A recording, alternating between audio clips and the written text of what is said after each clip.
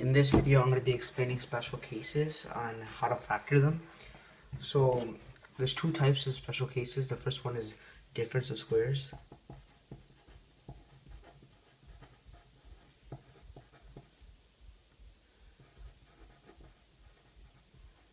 And the next one is perfect squares. So both of them are fairly easy to factor. So the first one I'm going to be explaining is difference of squares. And step one is to recognize the two squares. So 49 is a perfect square and x squared is a perfect square. You can square root both of them. So the first thing you have to do is put two sets of brackets, parentheses. The next step you have to do is add one plus sign and one negative sign. That's all you have to do. Now all you have to do is square root x squared and square root 49. So the square root of x squared equals to x, because x times x equals to x squared. So x, that's all you have to do. Square root of 49 is 7.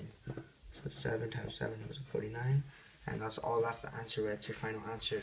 To check this, x times x equals x squared, x minus 7, x times minus 7 equals minus 7x, plus 7x cancels out, and plus 7 minus 7 equals minus 49. So that's how you factor difference of squares.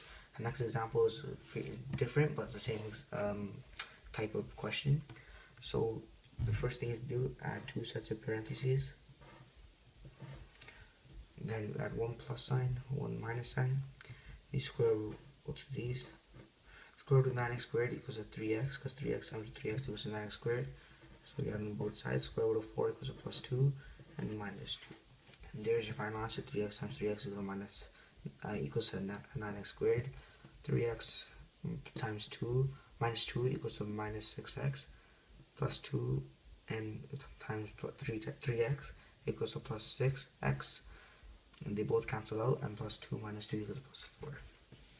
So this is how you factor difference of squares. And the next one is perfect of squares. Perfect squares.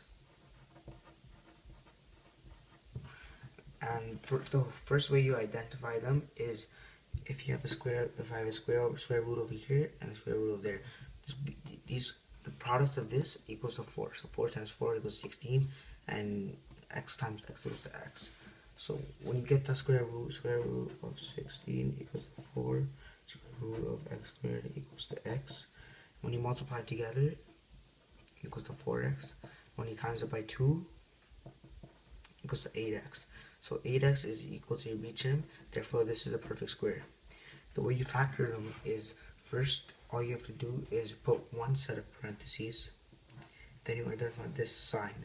Whatever this sign is, you put it inside there, so plus. Then you square root of x, and square root of x squared equals to x. Square root of 16 equals to 4, and all you do is put the square sign. And that's your final answer. So it's fairly easy to factor, and it's pretty simple and it's self-explanatory. So the same thing you do, put one set of brackets, you put the minus sign, because it's a BHM is minus sign. Then you square root that,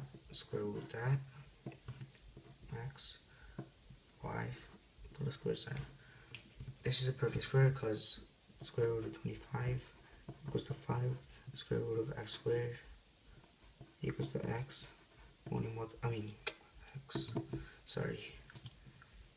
X and you multiply them together equals to 5x.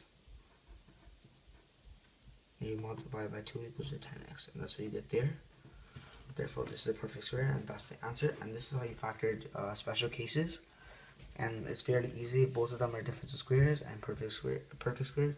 So they're both easy to factor. And this is how you factor special cases. Thank you.